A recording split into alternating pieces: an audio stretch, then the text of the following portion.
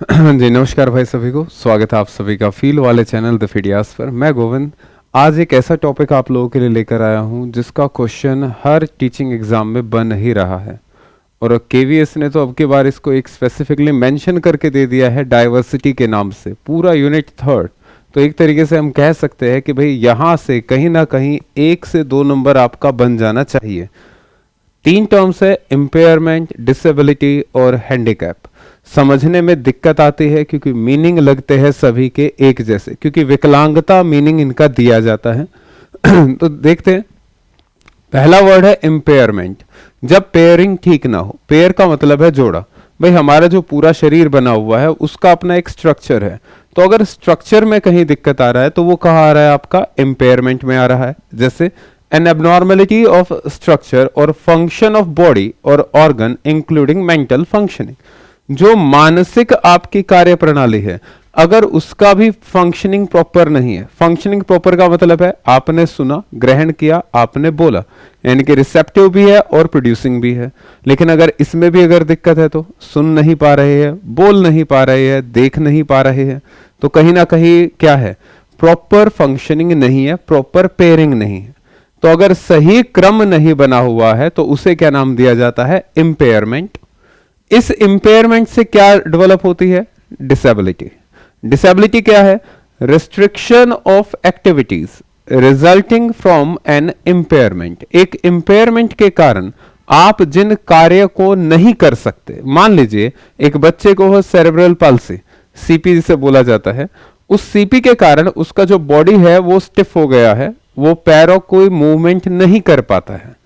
तो यहां पर डिसेबिलिटी क्या आएगा, जब एक बच्चा पैरों की मूवमेंट नहीं कर पा रहा है। मान लीजिए मैं यहीं पर अगर एग्जांपल कर देता हूं कि चाइल्ड को सीपी है, सेरेब्रल पाल्सी है, जिसके कारण उसके पैरों में स्टिफनेस है, जिसके कारण उसके पैरों में स्टिफनेस है।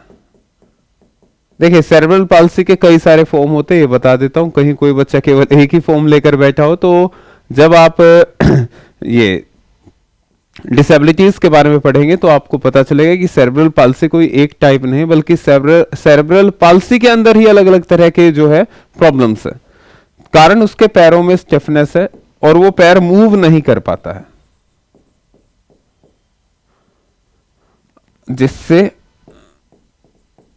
वह पैर मूव नहीं कर पाता, भाई हिला नहीं पाता है। अब हिला नहीं पाएगा तो सीधी सी बात है भाई, चलने में भी दिक्कत आएगी। तो जब बात आती है कि चलने में प्रॉब्लम है, तो वो चलने में प्रॉब्लम है डिसेबिलिटी, जो वो कर नहीं कर पाता। एबिलिटी का मतलब है योग्यता होना, डिसेबिलिटी का मतलब होता है उस योग्यता का ना होना। सामान्य योग्यता सभी में मिलती है चलने की, लेकिन जिस बच्चे के अंदर सेरेब्रल पाल्सी है तो उसकी फंक्शनिंग प्रॉपर नहीं है। फंक्शनिंग प्रॉपर नहीं होगी तो क्या होगा, कुछ निर्योग्यताएं आएगी, और वो निर्योग्यता क्या आ जाएगी इस बच्चे के अंदर, कि बच्चे को चलने में दिक्कत आएगी। Point clear. थर्ड आता है हैंडीकैपी। हैंडीकैपी वर्ड जो आता है ये दरअसल नेगेटिव शब्द होता था। पहले के टाइम में जो बैगर्स होते थे, जिनके हाथ में टोपी होती थी, हैंडीकैप, कैप इन हैंड्स, उनके लिए यूज किया जाता था। तो अब इनको रिप्लेस किया गया है, नई शब्दावली आई है, वो भी हम डिस्कस करेंगे। हैंडीकैपी क्या है, एक डिसएडवांटेज होता है किसी एक परिस्थिति में। डिसएडवांटेज का मतलब है कि भाई आपके अंदर कुछ इंपेयरमेंट थी जिससे आपके अंदर आई डिसेबिलिटी, उस डिसेबिलिटी के कारण आपको हैंडीकैपी फेस करनी पड़ती है। किस चीज में, जैसे उस समय अवधि तक या उस एक्सटेंट तक जिसमें आप अपने रोल फुलफिल नहीं कर पाते। जैसे मान लीजिए हमने कहा कि एक बच्चे को सेरेब्रल पाल्सी, तो डिसेबिलिटी आ गया भाई उसके अंदर कि वो चल नहीं सकता, तो सामाजिक रोल अब उसका मान लीजिए है कि उसे अपने मम्मी पापा को पानी देना है, तो उसमें हैंडीकैप है, वो नहीं कर पाएगा। लेकिन अगर उसे टीवी ऑन करना है तो रिमोट उठाएगा, ऑन कर देगा। तो रिमोट, ये टीवी ऑन करने में तो हैंडीकैपी नहीं आया।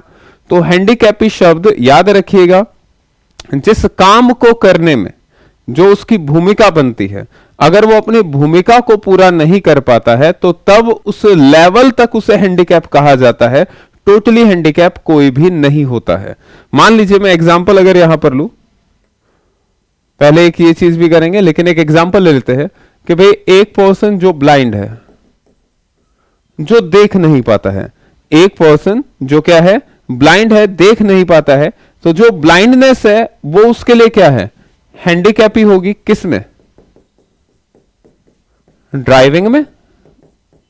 लेकिन अगर मैं कहता हूं कि उससे क्या करना है, गाने सुनने हैं, तो अब बताइएगा गाने सुनने में क्या एक ब्लाइंड पर्सन हैंडीकैप होगा? तो आपका जवाब अपने आप आ जाएगा कि भाई हैंडीकैप ही लिसनिंग म्यूजिक में नहीं है, बल्कि ड्राइविंग और कार में है। तो ये याद रखिएगा, जिस स्तर तक आप अपनी सामाजिक भूमिका नहीं पूरी कर पाते वहीं तक हैंडीकैप ही होता है। तो अब इसको चेक कर लेते हैं भाई।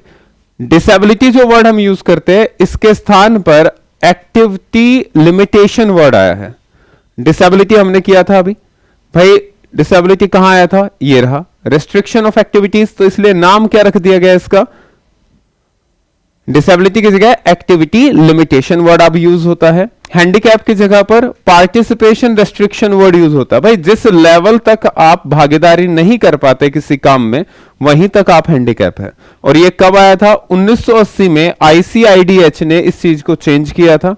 आईसीआईडीएच क्या होता है, international classification of impairment, disability and handicap.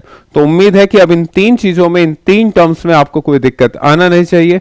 तो मिलेंगे आगे ऐसे ही थोड़ी सी शॉर्ट वीडियोस के साथ, जिसमें बेसिक कंसेप्ट क्लियर किया जाएगा विद इन 5 मिनट्स और आपका 1 नंबर किया जाएगा पक्का। धन्यवाद।